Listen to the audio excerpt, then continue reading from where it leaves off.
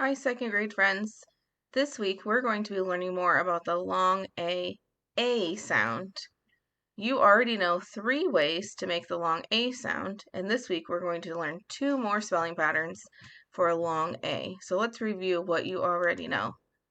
We already know that A, consonant, quiet E, or magic E, makes the A sound like in cake. We know that AI makes the A sound like in rain. And we know that AY makes the A sound like in play. This week, we're going to learn 2 new ones. The first one we're going to learn is EIGH makes the A sound like in 8, the number 8.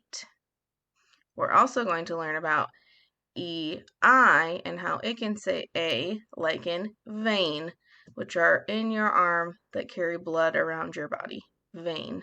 So this week you're going to be reading and writing words that have EIGH and EI in them.